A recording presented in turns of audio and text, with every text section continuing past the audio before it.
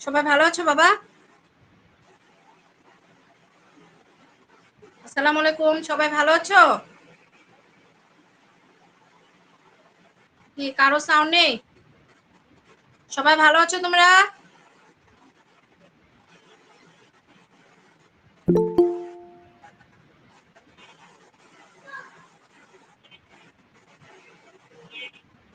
ওকে, আমরা অধ্যায় 11 পড়ছিলাম তাই না? আমরা অধ্যায় 11 কি পড়ছিলাম মনে আছে আমাদের? আমরা যে মেন্ডেলের, আমরা গত ক্লাসে কোশ্চেন সলভ করার পরে আমরা মেন্ডেলের যে সূত্রের ব্যতিক্রম, প্রথম সূত্রের ব্যতিক্রম আমরা এটা শুরু করেছিলাম। তো আমরা মেন্ডেলের প্রথম সূত্রের ব্যতিক্রমে আমরা কি দেখেছি?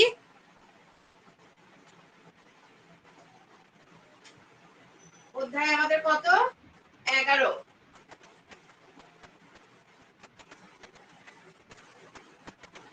তাহলে মেন্ডেলের প্রথম সূত্রের ব্যতিক্রম, আমরা মেন্ডেলের প্রথম সূত্র দেখেছিলাম কত অনুপাত? 3:1। আমরা এর একটা অনুপাত শিখেছিলাম 1:2:1। এই একটা অনুপাত আমরা এটা শিখেছিলাম। এখন আজকে আমরা যেটা শিখব সেটা হলো পরিপূরক জিন, লিথাল জিন বা মারণ জিন। লিথাল জিন বা মারণ জিন, এটাও মেন্ডেলের যে প্রথম সূত্র আছে সে প্রথম সূত্রের ব্যতিক্রম। তাহলে লিথাল জিন বা মারণ জিন যে আছে, এই মারণ জিন বা লিথাল জিনের অনুপাত কত? আমরা আজকে যেটা অনুপাত করব তার অনুপাত হবে হলো 2:1। তাহলে আমরা আজকে করব লিথাল জিন বা মারণ জিন। তাহলে লিথাল জিন বা মারণ জিন আমরা আজকে এটা করব। এবং এই লিথাল জিন বা মারণ জিনের যে অনুপাত আমরা দেখলাম যে মেন্ডেলের প্রথম সূত্রের অনুপাত কত? 3:1। এই লিথাল জিন বা মারণ জিনের ক্ষেত্রে এই অনুপাত চেঞ্জ হয়ে যায়। কত হবে? লিথাল জিন বা মারণ জিনের ক্ষেত্রে অনুপাত হবে 2:1। আর এই লিথাল জিন বা মারণ জিন কি? আমরা জানি যে আমাদের শরীরে অনেক জিন আছে। আমাদের শরীরে কি একটা জিন আছে, না দুটো জিন আছে, না তিনটা জিন আছে? কেউ বলতে পারবো কতগুলো জিন আছে? জিনের সংখ্যা আমরা কেউ বলতে পারি? জিনের সংখ্যা এবং কোষের সংখ্যা আমাদের শরীরে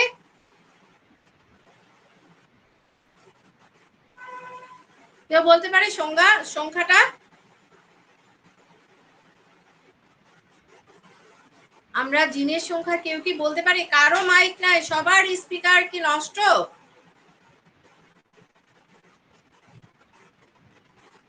আচ্ছা, লিথাল জিন বা মারণ জিন হলো যেসব জিনের কারণে জীবের মৃত্যু ঘটে। আমরা সবাই সংজ্ঞাটা লিখে নেই, তোমাদের বইয়ের সংজ্ঞা একটু করে দেওয়া আছে, কিন্তু খুব সহজ ভাষায় এটা লিখে দিবা, পরীক্ষায় আসে। লিথাল জিন বা মারণ জিন কি?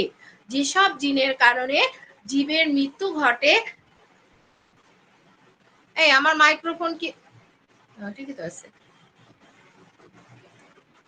তাহলে যেসব জিনের কারণে জীবের মৃত্যু ঘটে তাকে লিথাল জিন বা মারণ জিন বলে। অভি, তোমার মাইক নাই? আফ্রিদি, তাহলে কথা বলো না কেন তোমরা? তাহলে আমরা লিথাল জিন বা মারণ জিন কি আমরা লিখে নেই, যেসব জিনের কারণে জীবের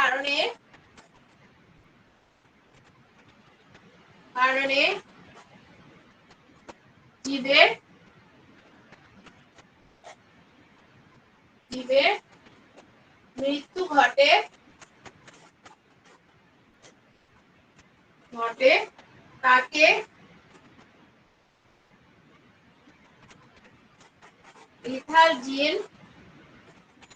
বা মারণ জিন বলে।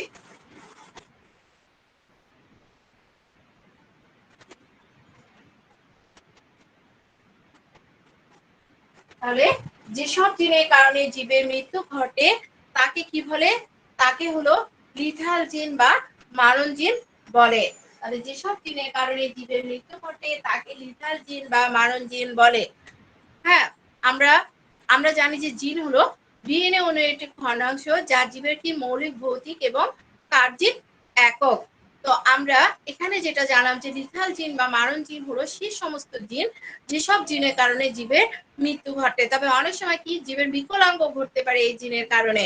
এটাই হলো লিথাল জিন বা মারণ জিন।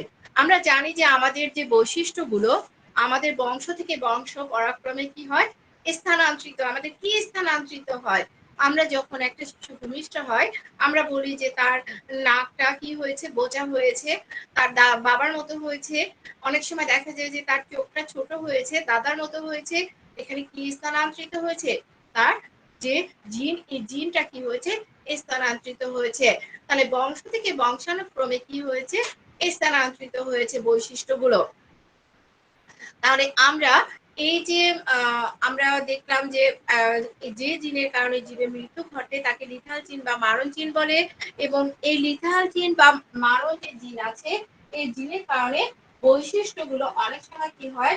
এখানে বলা হয়েছে যে আমাদের অনেক সময় দেখা যায় যে জীবের মৃত্যু ঘটে, আবার অনেক সময় জীবের জীব কি হতে পারে? বৈকলাঙ্গ হতে পারে। মানে কি কারো হাত নাই, কারো পা নাই, কারো চোখে একটা চোখ অন্ধ। এরকম সমস্যা এই জিনের কারণে হতে পারে। তো আমরা এখন জানবো যে লিথাল জিনের বৈশিষ্ট্য কি। এই লিথাল জিনের আরেকটা পরিচয় আছে, সে তাকে বলা হয় মিউট্যান্ট জিন। মিউট্যান্ট জিন কাকে বলে? যাদের প্রকট এবং প্রচ্ছন্ন বৈশিষ্ট্য দুটোই থাকে। প্রকট মানে কি? যে বৈশিষ্ট্যটা কি দেখা যাচ্ছে সবসময় প্রকট অবস্থায় আছে, আর প্রচ্ছন্ন মানে বৈশিষ্ট্যটা আছে কিন্তু ঘুমিয়ে আছে। হ্যাঁ, ইট চাপা দেওয়া আছে বা কোনো কিছু দিয়ে চাপ দেওয়া আছে, সেই বৈশিষ্ট্যটা প্রকাশিত নয়। আমরা এক কথায় বলতে পারি যেটা প্রকাশিত যে বৈশিষ্ট্যটা সেটা হলো প্রকট, আর অপ্রকাশিত যে বৈশিষ্ট্যটা সেটা হলো প্রচ্ছন্ন। এই যে এই প্রকট এবং প্রচ্ছন্ন বৈশিষ্ট্য যাদের যে জিনের মধ্যে থাকে তাদেরকে বলা হয় মিউট্যান্ট জিন। এবং এই যে লিথাল যে জিন আছে এই জিনকে বলা হয় মিউট্যান্ট জিন। আর এই মিউট্যান্ট জিন এই লিথাল জিন হওয়ার কারণে এখানে দেখা যায় যে এটা যখন প্রকট অবস্থায় থাকে লিথাল জিন এবং হোমোজাইগাস অবস্থায় থাকে তখন জীবের মৃত্যু ঘটতে পারে, বা তার যে আমরা একটু আগে বললাম যে তার যে আঙ্গিক যে বৈকলাঙ্গ, মানে কারো হাত নাই, কারো পা নাই, কারো চোখ একটা চোখ নাই, কেউ কানে শোনে না, এই যে কান ছোট, এই যে তার আঙ্গিক যে বৈকলাঙ্গ গুলো এটা ঘটতে পারে এই লিথাল জিন যখন প্রকট থাকে।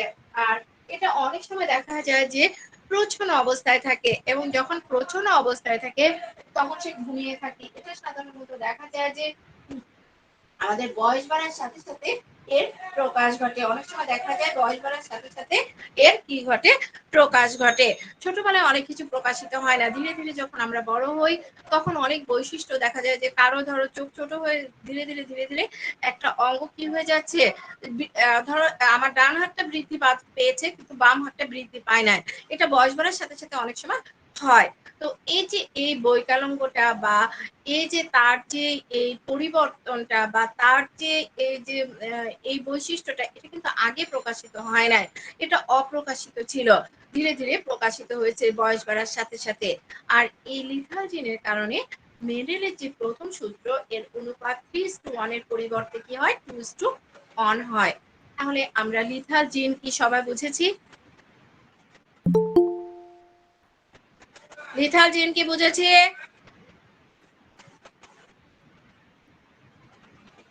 এই লিথাল জিন কি আমরা বুঝেছি? হ্যাঁ অভি, অভি, জি ম্যাম। হ্যাঁ বলো লিথাল জিন কি? ম্যাম যেসব জীব মানে জিনের কারণে মানুষের মৃত্যু ঘটে সেটা লিথাল জিন বা মারণ জিন। যেসব জিনের কারণে জীবের মৃত্যু ঘটে তাকে লিথাল জিন বা মারণ জিন বলে। তাহলে এই যে লিথাল জিন বা মারণ জিন যে আছে, এই লিথাল জিন বা মারণ জিনের একটা বৈশিষ্ট্য বলো মেয়েদের মধ্যে। সুমায়া আলী, সূচনা বা সুরভি, কেউ একটা বলো। মেয়েদের মধ্যে কেউ বলো লিথাল জিনের একটা বৈশিষ্ট্য বলো। লিথাল জিনের বৈশিষ্ট্য বলো।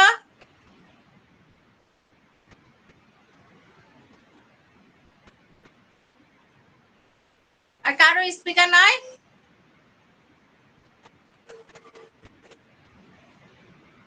হ্যাঁ, লিথাল জিনের বৈশিষ্ট্য বলো। না বললে কেমন করে হবে? তাহলে আমি কি করে বুঝবো যে তোমরা বুঝতে পেরেছো? কারণ এটা এক্সামে সবসময় আসে। এটা তোমাদের এইচএসসি এক্সামের জন্য ভেরি ভেরি ইম্পর্টেন্ট। তাহলে তোমাদের এইচএসসি এক্সামের জন্য যদি এটা ভেরি ভেরি ইম্পর্টেন্ট হয়, তাহলে তো তোমাদের এটা বুঝতে হবে, তাই না? বলো ঠিক কিনা বাবা? তাহলে আমরা লিথাল জিন বা মারণ জিন যে আছে, আমরা এই জিনের বৈশিষ্ট্যে আমরা কি দেখলাম যে এই জিনকে বলা হয় মিউট্যান্ট জিন।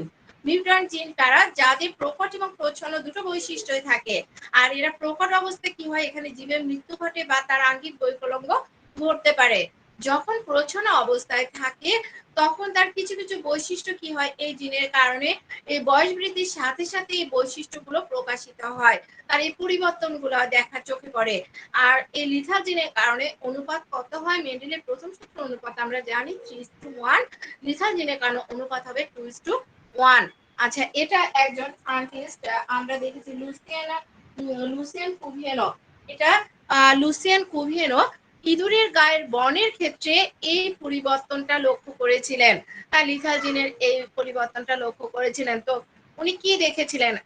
লুসিয়ান কুভিয়েনো উনি দেখেছিলেন যে উনি হলুদ বর্ণের ইঁদুরের সঙ্গে ক্রস করলো। যখন দুটো হলুদ বর্ণের ক্রস করার ফলে উনি দেখলেন যে আসলে আমি দুটো হলুদ বর্ণ নিয়েছি, কিন্তু হলুদ এবং 11টি যে বর্ণটা, এটাকে বলা হয় কালচে বাদামি। এই 11টি বর্ণের কালচে বাদামি বর্ণের ইঁদুর পাওয়া যায়।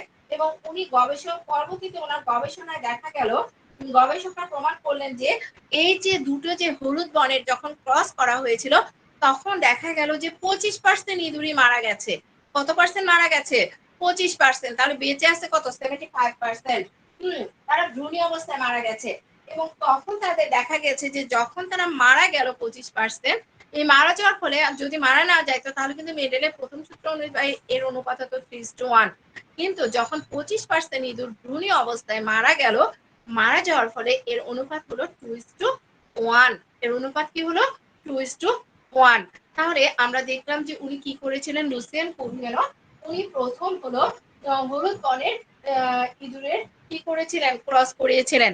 এবং 11টি উনি কি পেয়েছিলেন? হলুদ এবং 11টি বর্ণের। তাহলে এই হলুদ এবং 11টি বর্ণের মধ্যে পরবর্তীতে গবেষকরা প্রমাণ করে দেখেছেন যে হলুদ বর্ণের ইঁদুর এটা 25% ভ্রূণী অবস্থায় মারা গেছে, তাহলে 75% বেঁচে আছে। তাহলে আমরা এখন জিনতাত্ত্বিক ব্যাখ্যায় চলে যাই। উনি কি করেছেন? ইঁদুরের গায়ের হলুদ লোমের জন্য দায়ী প্রকট জিন নিয়েছেন। আরেকটা কি নিয়েছেন? প্রচ্ছন্ন জিন। কারণ আমরা জানি যে লিথাল জিন কি আছে, ওটা হলো লিথাল জিন হলো মিউট্যান্ট জিন। আর মিউট্যান্ট জিন যারা, তাদের প্রকট এবং প্রচ্ছন্ন দুটো বৈশিষ্ট্যই থাকে। মিউট্যান্ট জিন যারা, তাদের কয়টা বৈশিষ্ট্য থাকে? দুটো বৈশিষ্ট্য থাকে, প্রকট এবং প্রচ্ছন্ন। তাহলে তাদের যে প্রকট এবং প্রচ্ছন্ন এই দুটো বৈশিষ্ট্যই থাকে, এর জন্য আমাদের এই দুটো বৈশিষ্ট্য ধরে নিতে হবে। বোঝা গেছে? তাহলে আমরা এখন প্রকট এবং প্রচ্ছন্ন এই দুটো বৈশিষ্ট্য ধরে নেই।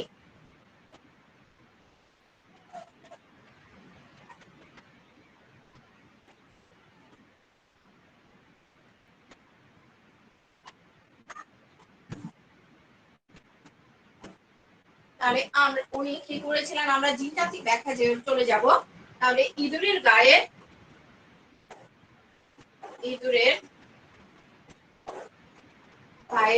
হলুদ বর্ণের লোমের জন্য দায়ী জিন, হলুদ বর্ণের লোমের জন্য ডাইজিন কি? ডাইজিন, অনেক বড় হয়ে গেল লেখাটা। ডাইজিন উনি নিয়েছিলেন হলো প্রকট জিন লিখতে হবে অবশ্যই হোলমের জন্য। প্রকট জিন, আমি দাই না লিখে প্রকট লিখলাম। প্রকট জিন হলো ক্যাপিটাল ওয়াই। আছে এরপরে 11টি বর্ণের, 11টি মানে হলো কালচে বাদামি।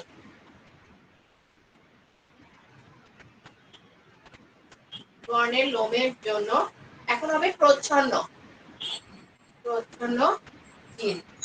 তাহলে প্রচ্ছন্ন জিন কি? Small Y. তাহলে স্মল ওয়াই। এখন আমরা যদি মেন্ডেলের সূত্রের অনুযায়ী যাই তখন আমরা দেখব এর জিনোটাইপ হবে ক্যাপিটাল ওয়াই, ক্যাপিটাল ওয়াই, আর প্রচ্ছন্ন জিনোটাইপ হবে স্মল ওয়াই, স্মল ওয়াই। কিন্তু প্রকৃতিতে যে ইঁদুরগুলো পাওয়া যায়, প্রকৃতিতে আমরা যে ইঁদুরগুলো দেখতে পাই, সেই ইঁদুরগুলো সবগুলোই হলো কোনটি? বিশুদ্ধ ও হোমোজাইগাস জিনোটাইপ নয়। হলুদ বর্ণের ইঁদুর পাওয়া যায়। প্রকৃতিতে যেগুলো ইঁদুর দেখা যায় সবগুলোই হলো কি? হলুদ বর্ণের। তাহলে প্রকৃতিতে যে ইঁদুরগুলো আমরা দেখতে পাচ্ছি সবগুলো কি? হলুদ বর্ণের। আর এই যে হলুদ বর্ণের যেহেতু প্রকৃতিতে আমরা ইঁদুর দেখতে পাচ্ছি, তাহলে দেখো আমরা এটুকু আমি আবার বলছি, কারণ মেন্ডেলের যদি প্রথম সূত্র এখানে ফলো করা হতো তাহলে প্রপার জিন হতো ক্যাপিটাল ওয়াই, ক্যাপিটাল ওয়াই। আর যদি এখানে 11টির ক্ষেত্রে আবার যদি মেন্ডেলের সূত্র ফলো করা হতো এর জিনোটাইপ হতো স্মল ওয়াই, স্মল ওয়াই। কিন্তু আমরা প্রকৃতিতে যে হলুদ বর্ণের ইঁদুর পাওয়া যায় তার কোনোটাই হলো বিশুদ্ধ হোমোজাইগা বা জিনোটাইপ ধারী নয়। হ্যাঁ, কারণ ওয়াই জিন হোমোজাইগাস অবস্থায় কি করে? লিথাল জিন হিসেবে কাজ করে। হ্যাঁ, তাহলে এই ওয়াই জিনটা কি হিসেবে কাজ করে? লিথাল জিন হিসেবে কাজ করে যখন হোমোজাইগাস অবস্থায় থাকে। এবং কাজ করার কারণে কি করে? ভ্রূণ অবস্থায় ইঁদুর মারা যায়। আর প্রকৃতিতে যেসব হলুদ বর্ণের ইঁদুর পাওয়া যায় তারা সবাই হলো হেটেরোজাইগাস। তাহলে আমরা দুটো কয়েকটা সংজ্ঞা শিখেছিলাম যে হোমোজাইগাস কি, হেটেরোজাইগাস কি, মনে আছে আমাদের সংজ্ঞাগুলো? আমরা যখন এই অধ্যায় শুরু করেছিলাম তখন আমরা দেখেছিলাম যে হোমোজাইগাস কি, হেটেরোজাইগাস কি। হোমোজাইগাস হলো যখন অ্যালিল দুটি সম প্রকৃতির হয়। তাহলে দেখো এই যে এই ওয়াই, এই ওয়াই, এখানে কিন্তু অ্যালিল, ওয়াই একটা অ্যালিল, অ্যালিল জিন বা জিন বা অ্যালিলটা একই, তোমরা এটা জানো। এই ওয়াই, এই ওয়াই, যখন অ্যালিল দুটি কি হচ্ছে? সম প্রকৃতির। তাহলে ক্যাপিটাল ওয়াই, ক্যাপিটাল ওয়াই, এটা কি? সম প্রকৃতির। তাহলে অ্যালিল দুটি যখন সম প্রকৃতির হবে তখন হবে কি? হোমোজাইগাস। আর যখন অ্যালিল দুটি অসম প্রকৃতির হবে, দেখো ক্যাপিটাল ওয়াই, স্মল ওয়াই, এখানে কিন্তু অ্যালিল দুটো কি? অসম প্রকৃতির, তখন কি হবে? হেটেরোজাইগাস। তাহলে প্রকৃতিতে যেসব হলুদ বর্ণের ইঁদুর পাওয়া যায় তারা সবাই হলো এই হোমোজাইগাস সংকর জাত। কি? হোমোজাইগাস সংকর জাত। তাহলে আমরা এখন ক্রসে চলে যাই। পিতা, আমরা জানি যে ক্রস করতে গেলে আমাদের পিতা মাতা লাগে, পিতা মাতা। এবং পিতা মাতার যে বাইরের বৈশিষ্ট্য এটা কি? Phenotype, phenotype. আমরা ফিনোটাইপ নিলাম, ফিনোটাইপ। ফিনোটাইপ আমরা জানি যে কি লাগবে আমাদের? পিতা মাতা লাগবে অবশ্যই। হ্যাঁ, কি লাগবে? পিতা মাতা। এটা হলো পিতার চিহ্ন। পিতা কেমন? হলুদ ইঁদুর। পিতা কেমন? হলুদ ইঁদুর। এটা অবশ্যই সংকর। তারপরে মাতা কেমন? এটা মাতার চিহ্ন, হলুদ ইঁদুর।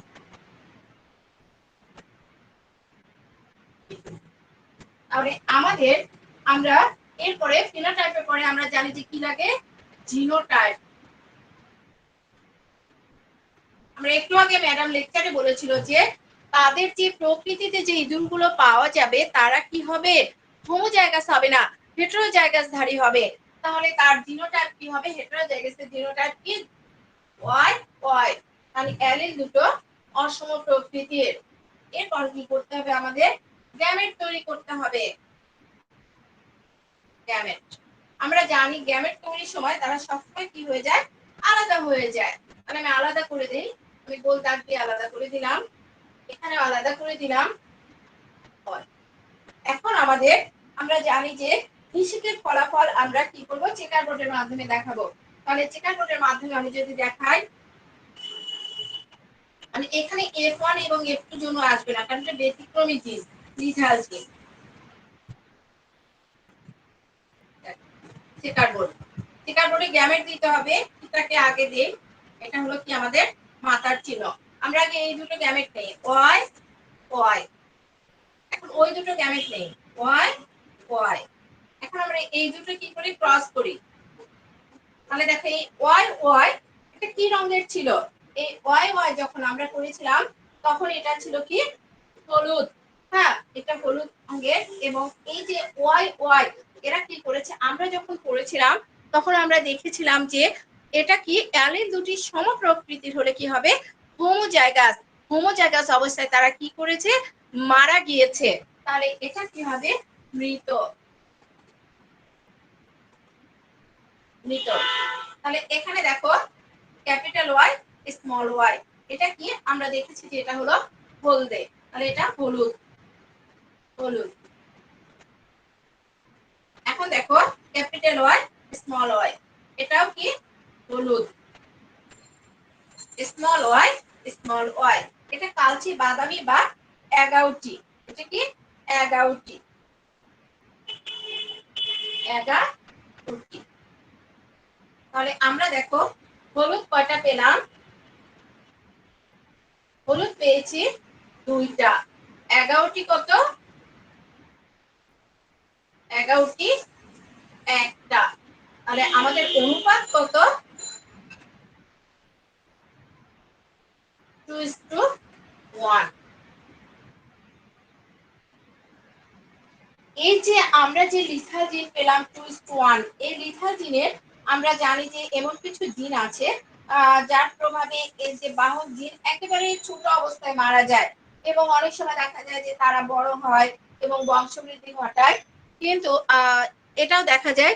আর এই যে লিথাল জিন, যেসব লিথাল জিনের কারণে 50%-এর বেশি জীব মারা যায়, সেগুলোকে বলা হয় সেমি লিথাল জিন। তাহলে আমরা দেখতে পাচ্ছি যে যেসব লিথাল জিনের কারণে 50%-এর বেশি জীব মারা যায়, সেসব জিনকে বলা হয় সেমি লিথাল জিন। পরীক্ষা অনেক সময় আসে সেমি লিথাল জিন কি, আরেকটা আসে সাবটাইটাল জিন কি।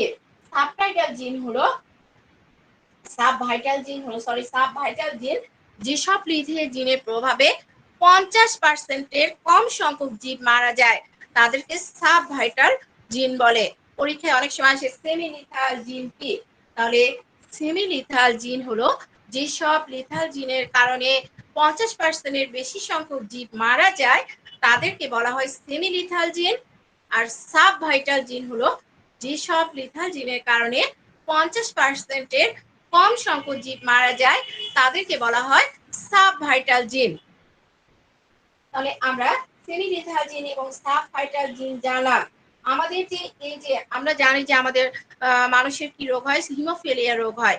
এই যে আমাদের যে হিমোফিলিয়া রোগ হয়, এই রোগটা হয় আমাদের সেমি লিথাল জিনের কারণে। আর মাসির একটা ড্রোসোফিলা, হ্যাঁ, ডানা সৃষ্টিকারী একটা লিথাল জিন, এই ড্রোসোফিলার মাসির, সেটা হলো লিথাল জিন, সাবভাইটাল ধরনের লিথাল জিন। লিথাল জিন আমরা বুঝেছি সবাই, লিথাল জিন বুঝেছি। দেখি কে কে জয়েন করেছে। হ্যাঁ, কারণ লিথাল জিন পরীক্ষায় খুবই আসে, এটা আমাদের ভালোভাবে পড়তে হবে।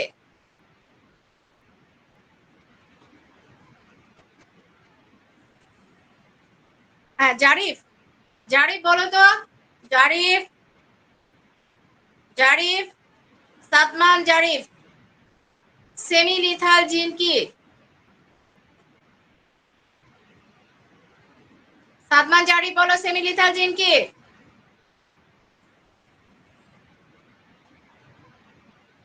জারিফ, আজকে মাকে ফোন দিয়ে বলবো কেন স্পিকার নাই।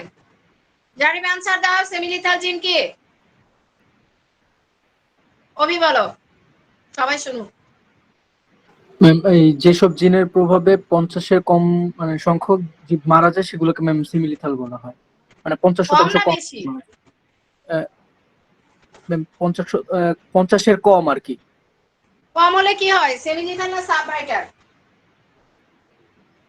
আহ, আরে বাবা, বেশি হলে হলো সেমি, ও আচ্ছা হ্যাঁ ম্যাম, বেশি হলে সেমি আর কম বেশি হলে হলে সাব। সেমি আর কম হলে সাবভাইটাল, এটা মনে রাখবা। এবং আমাদের একটা রোগ হয় সেমিলিথাল জিনের কারণে, সেই রোগটার নাম কি?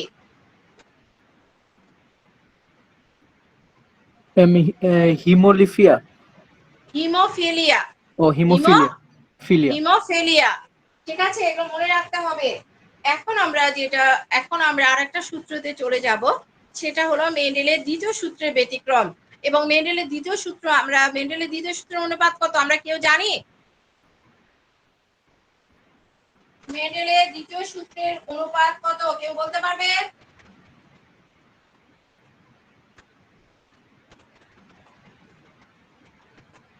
কেউ বলতে পারবো না? হ্যাঁ, ম্যাম 9:3। 9:3, তারপরে কি? 3:1। 3:1। এটা হলো মেন্ডেলের দ্বিতীয় সূত্র। এবং মেন্ডেলের দ্বিতীয় সূত্রের নাম আছে, মেন্ডেলের দ্বিতীয় সূত্রের আরেকটা নাম হলো স্বাধীনভাবে মিলনের সূত্র। এখন আমরা মেন্ডেলের যে দ্বিতীয় সূত্রের যে ব্যতিক্রম আছে, অনেক আসলে দেখো অনেক গবেষকই গবেষণা করেছেন যে মেন্ডেলের সূত্র মিথ্যা প্রমাণ করার জন্য, বা তার সূত্রটা ঠিক হয়নি, সঠিক হয় নাই, এটা করার জন্য অনেক সায়েন্টিস্টই গবেষণা করেছেন, এবং অনেকে আবার নির্ভুল হয়েছে কিনা এটা দেখার জন্য গবেষণা করেছেন। তবে আমাদের বাস্তব জীবনে আমরা জেনেটিক্সের যে জিনিসগুলো দেখতে পাই, বংশগতি, সেটা আসলে মেন্ডেলের সূত্রকে পুরোটাই ফলো, রুলসকে নিয়ম মেনে হয় আর কি, করেছে মেন্ডেল, করেছেন। কারণ আমরা কিন্তু আসলে আমাদের যে বৈশিষ্ট্যগুলো যেভাবে সঞ্চারিত হচ্ছে, এটা আমরা দেখছি যে আসলে মেন্টাল লস কিন্তু অবশ্যই ফলো করেই হচ্ছে, জিনই চেঞ্জ হচ্ছে, স্থানান্তরিত হচ্ছে। তো যাই হোক, তো আমরা এই যে মেন্ডেলের যে সূত্রের যে ব্যতিক্রম, আমরা যে দ্বিতীয় সূত্রের যে ব্যতিক্রম বলছি, যে আমরা এখন দ্বিতীয় সূত্র সম্পর্কে জানি যে 9:3:3:1 যে অনুপাতটা, এটা ব্যতিক্রম হলো, আমরা প্রথমে যে ব্যতিক্রমটা জানবো সেটা হলো 9:7। এই যে 9:7 যে আছে, এটা কি জিন? এটা একটা পরিপূরক জিন। তাহলে 9:7 এটা কি? একটা পরিপূরক জিন। তাহলে আমরা মেন্ডেলের দ্বিতীয় সূত্রের অনুপাত জানি 9:3:3:1, আর পরিপূরক জিনের অনুপাত হলো 9:7। হ্যাঁ, এখন আমরা যেটা জানবো যে পরিপূরক জিন কি, আমরা লোকাস, আমরা জানি যে লোকাস কি, কেউ জানে? আমরা জানি যে ক্রোমোজোমের ভিতরে একটা নির্দিষ্ট জায়গা থাকে জিনের জন্য, সেই জায়গাটাকে কি বলা হয়? লোকাস। লোকাস। তাহলে সাপোজ ধরো এটা একটা ক্রোমোসোম, এটা একটা ক্রোমোসোম, এটা একটা নির্দিষ্ট জায়গা। তাহলে এই যে জিনের জন্য যে এটা একটা লোকাস, এটা একটা লোকাস। তাহলে দেখো এটা একটা কিন্তু লোকাস, এটা একটা লোকাস, এটা কিন্তু আলাদা, এটা একটা আলাদা। তাহলে ভিন্ন ভিন্ন লোকাসে অবস্থানকারী দুটি প্রকট জিনের উপস্থিতির কারণে, তাহলে দেখো এই যে ভিন্ন ভিন্ন লোকাসে অবস্থানকারী জিনগুলো কেমন হবে? প্রকট। দুটি প্রকট জিনের উপস্থিতির কারণে যদি জীবের একটি চারিত্রিক বৈশিষ্ট্য প্রকাশ পায়, তখন তাকে বলা হচ্ছে কি?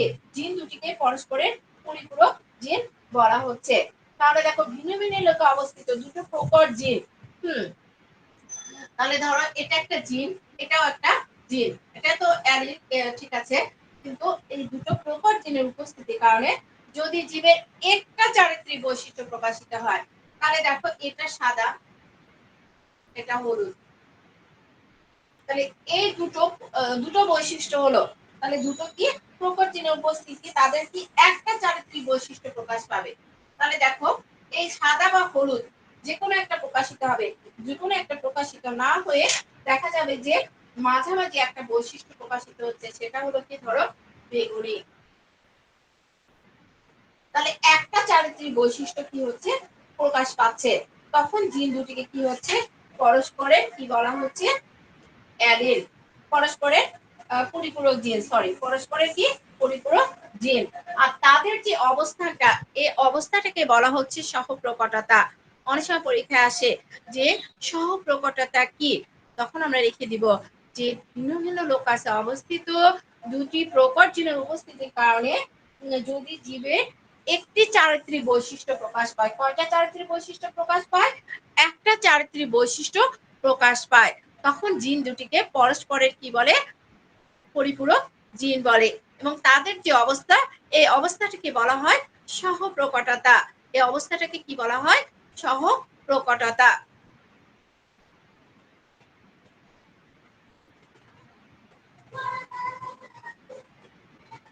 তাহলে আমরা সহপ্রকটতা জানলাম।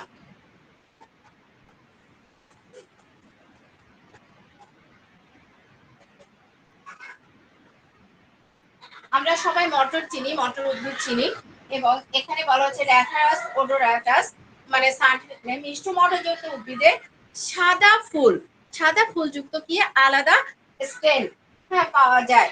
স্টেম দুটির মধ্যে সংকরায়ন যদি করা হয়, এখন যদি সব উদ্ভিদের ফুল হবে বেগুনি, কিন্তু একটু জনিত হবে কি বেগুনি এবং সাদা ফুল। আর এপ্রোজনিতে যখন বেগুনি এবং সাদা ফুল হবে, তখন কি হবে? তার অনুপাত হবে 9:7। তাহলে আমরা আগে ধরে নিতে হবে যে সাদা ফুল বিশিষ্ট স্টেম দুটির জিনোটাইপ, এখানে জিনোটাইপ ধরে নিয়েছে কারণ যেহেতু স্টেম নেওয়া হয়েছে এই জন্য সরাসরি কি নিয়েছেন? স্টেম নিয়েছেন। তাহলে সাদা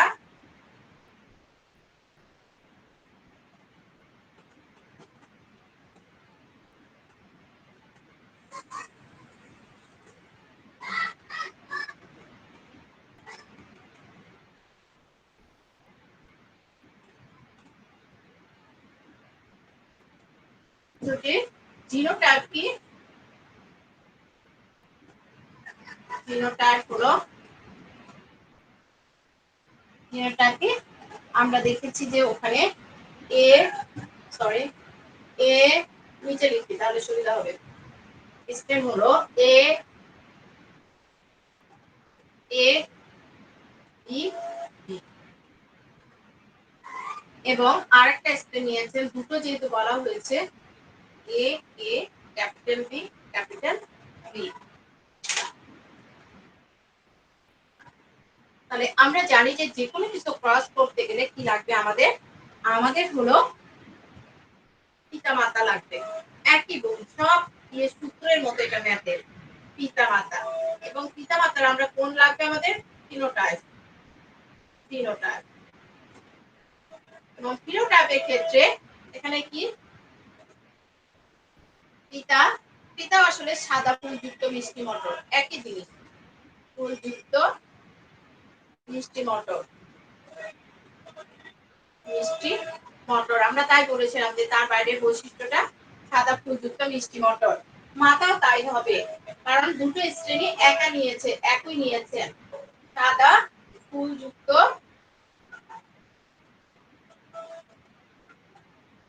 মিষ্টি মটর। তাহলে সাদা ফুলযুক্ত মিষ্টি মটর নিয়েছেন, এবং আমরা দেখেছি যে তাদের যে এই অ্যাটেন্ডেন্স না দিয়ে সবাই চলে যাচ্ছে কেন? তাহলে জিনোটাইপ যে আছে,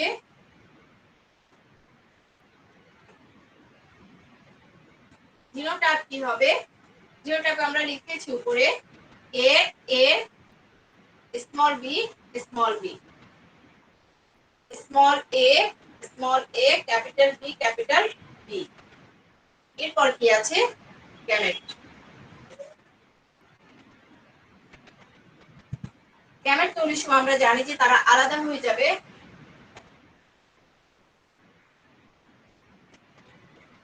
এখানে আলাদা হয়ে যাবে, আলাদা হয়ে গেল। তাহলে গ্যামেট তৈরির সময় তারা কি হয়ে গেল? আলাদা হয়ে গেল। এখন আমরা যদি এদের মধ্যে ক্রস করি,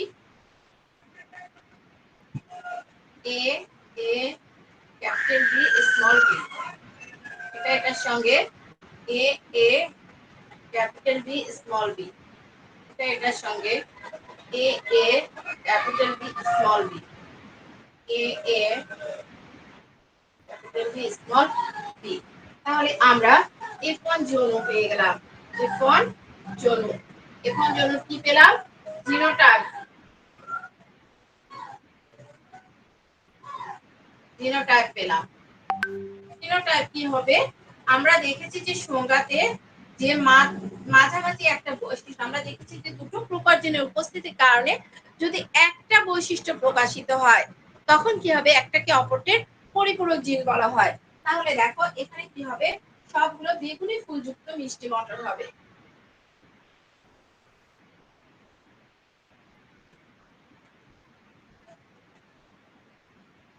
বেগুনি ফুলযুক্ত মিষ্টি মটর,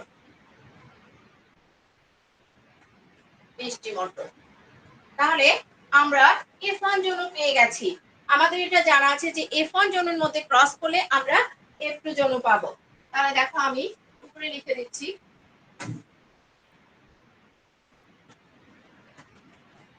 তাহলে আমরা এখন F1 জনন ক্রস করব। F1 জনন ক্রস, ক্রস F1 জনন ক্রস করতে আমি এগুলো সবই ঠিক রাখবো, মানে একই তো হবে, খালি আমি এই যে এই জিনিসগুলো মুছে দিব।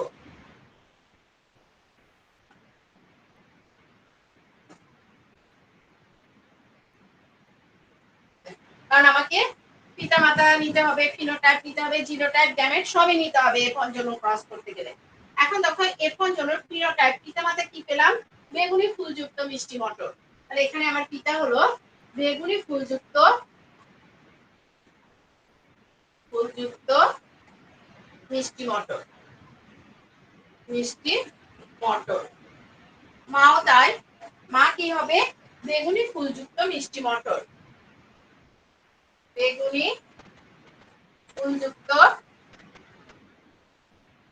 মিষ্টি মটর, মিষ্টি মটর। তাহলে বেগুনি ফুলযুক্ত যে মিষ্টি মটর, আমরা এর জিনোটাইপ আমাদের জানাই আছে। জিনোটাইপ কি? Capital A, small A, capital B, small B. এটারও জিনোটাইপ জানা আছে, capital A, small A, capital B, small B. এখন আমরা গ্যামেট তৈরি করব। এখন এটা মুছে দেই। গ্যামেট তৈরি করার সময় তারা কি হয়ে যাবে? আলাদা হয়ে যাবে। এবং তারা যে আলাদা হয়ে যাবে,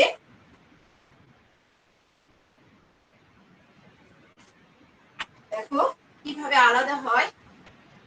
এ বি, একটা গ্যামেট, এখানে চারটা গ্যামেট ফর্মেশন হবে।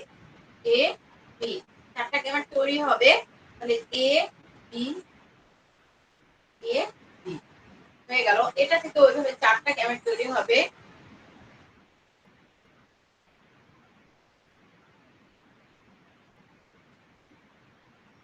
চারটা গ্যামেট তৈরি হবে। আমরা জানি যে একটু জন্য যেতে গেলে আমাদের কি লাগবে? একটা চেকার বোর্ড লাগবে। তাহলে এটা একটু বড়, এই জন্য আমাদের চেকার বোর্ডটা একটু বড় করতে হবে। আমরা চেকার বোর্ড দিয়ে নিলাম।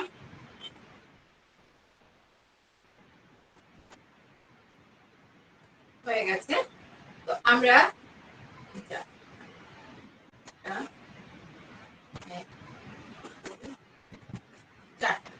আমরা জানি প্রথমে গ্যামেট দিতে হবে, কারণ পিতামাতাকে অবশ্যই আনতে হবে।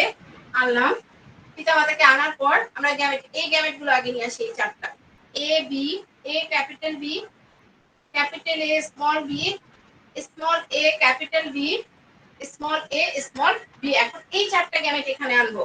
তাহলে কিভাবে আনবো? দেখো capital A, capital B, capital A, small B, small A, capital B, small A, small B. এখন আমরা ক্রস করব। ক্রস করলে আমি কি পাবো? এটাই হলো F2 জনু, F2 জনু। তাহলে দেখো আমি ক্রস করি। এ এ বি বি। আমরা যখন এই স্পেসটা পাবো, এই এ এ এই, তাহলে আমরা সবগুলো জানি এটা হলো কি হবে? বেগুনি ফুল, বেগুনি। আর এ এ ক্যাপিটাল এ, স্মল বি, এটাও কি হবে? বেগুনি হবে, বেগুনি। কারণ এখানে ক্যাপিটাল এটাও প্রপার, ক্যাপিটাল বিটাও প্রপার, শুধু স্মল বি আছে। সে তার এদের কাছে সে হারিয়ে গেছে, প্রচ্ছন্ন হয়ে গেছে। তাহলে এ এ ক্যাপিটাল বি, ক্যাপিটাল বি, এটাও কি হবে? বেগুনি হবে।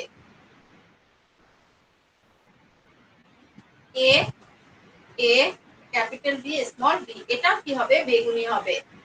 আর এখানেও সেম অবস্থা।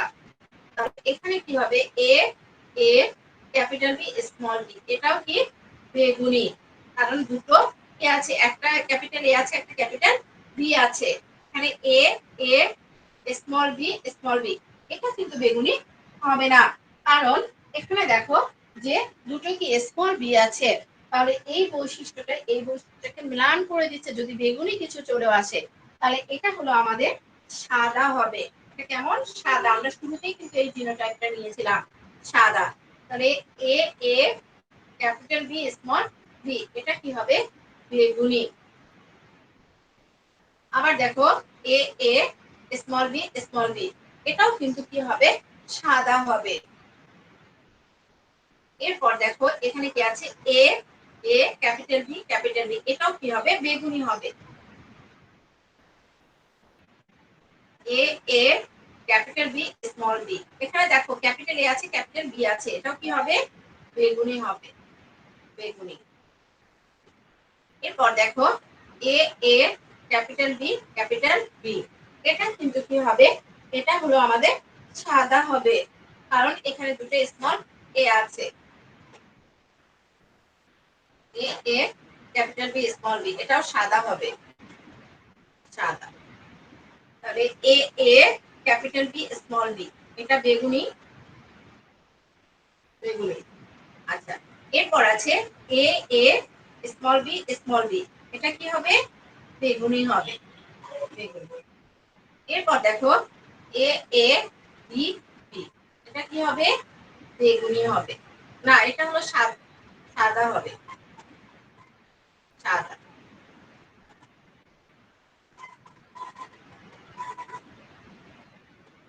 এটা দেখো এ এ বি বি, এটাও সাদা।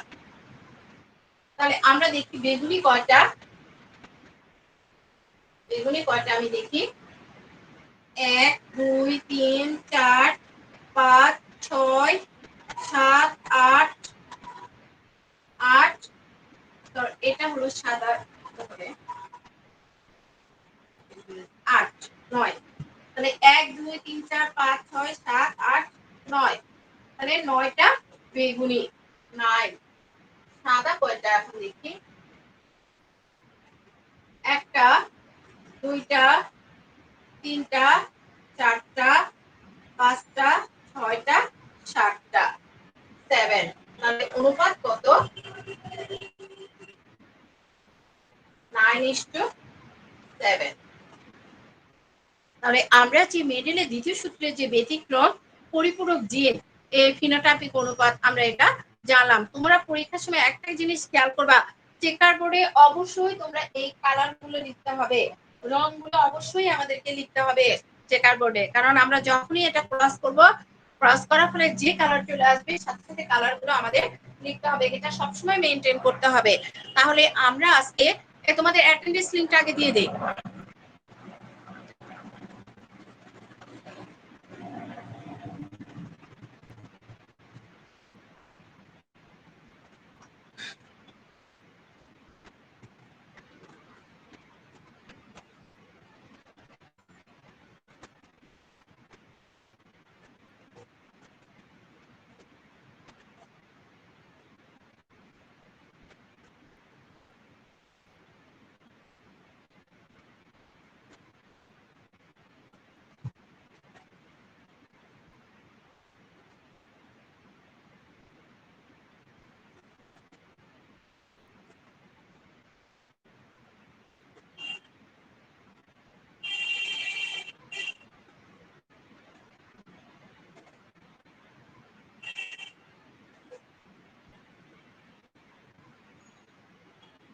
অ্যাটেন্ডেন্স লিংক দিয়ে দিলাম, তোমরা অ্যাটেন্ডেন্স দাও। তাহলে আমরা আজকে প্রথম যেটা শিখলাম সেটা কি শিখলাম, আমরা আমাদের প্রথম সূত্রের যে ব্যতিক্রম 3:1, এটা লিথালজিনের কারণে যে অনুপাত হয় আমাদের সেটা হলো 2:1, এটা আমরা প্রথমে শিখলাম যে লিথালজিন কি, এর মধ্যে শিখলাম সেমি লিথালজিন কি, সাবভার্টাল জিন কি।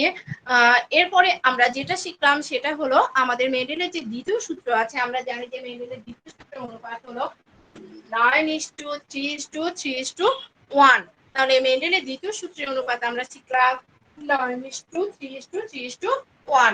এটার যে ব্যতিক্রম আমরা সেটা দেখলাম পরিপূরক জিনের ক্ষেত্রে। পরিপূরক জিন এখানে পরিপূরক জিনের ফিনোটাইপিক অনুপাত কত? 9:7। এবং আমরা দেখলাম যে পরিপূরক জিন কি? পরিপূরক জিন হলো দুটো ভিন্ন ভিন্ন লোকাসে অবস্থানকারী প্রকট জিনের উপস্থিতির কারণে যদি একটা চারিত্রিক বৈশিষ্ট্য প্রকাশিত হয়, তখন একটিকে অপরটির কি বলা হয়? পরিপূরক জিন বলা হয়। আমরা এটা দেখলাম। এবং এই পরিপূরক জিনের কারণে আমরা দেখলাম যে হলো এখানে সাদা ফুল যুক্ত মিষ্টি মটরের স্ট্রেন নেওয়া হয়েছিল। স্ট্রেন নিয়ে যখন ক্রস করেছি আমরা অনুপাত পেয়েছি কত? 9:7। তাহলে এটা হলো আমাদের মেন্ডেলের দ্বিতীয় সূত্রের একটা ব্যতিক্রম। আর এই যে মেন্ডেলের যে দ্বিতীয় সূত্রের যে ব্যতিক্রম আমরা পরিপূরক জিন শিখলাম, এই পরিপূরক জিনের যে অবস্থানটা, এই পরিপূরক জিনের অবস্থাটাকে বলা হয় সহপ্রকটতা। পরিপূরক জিনের যে অবস্থা, এই অবস্থাটাকে কি বলা হয়? সহপ্রকটতা। তাহলে পরিপূরক জিনের অবস্থাটাকে বলা হচ্ছে কি? সহপ্রকটতা। তাহলে আমরা মোটামুটি আমাদের যে এই চ্যাপ্টারের আমরা আজকে যে পড়াটা পড়লাম এটা তোমরা সবাই গুগল ক্লাসরুমে অ্যাড হচ্ছ না কেন? সবাই গুগল ক্লাসরুমে অ্যাড হয়ে যাবে, ঠিক আছে? এখন থেকে ওইখানে সবকিছু দিব। তাহলে আজকে কারো কোনো কিছু সমস্যা আছে? আমরা যে এই যে দুটো যে আমরা সূত্রে ব্যতিক্রম শিখলাম, কারো কোনো সমস্যা? আর সবাই মাইক স্পিকার অন করার চেষ্টা করবে। তোমরা স্পিকার কেন অন করো না? আমরা এতবার বলার পরেও তোমাদের কোশ্চেনের অ্যান্সার পাওয়া যায় না, এটা তো হবে না। কারণ আমি পড়াই গেলাম, তুমি কি বুঝলা না বুঝলে এটা তোমার জানতে হবে বাবা। ঠিক আছে, সবাই ভালো থেকো। ওকে, আল্লাহ হাফেজ, আসসালামু আলাইকুম।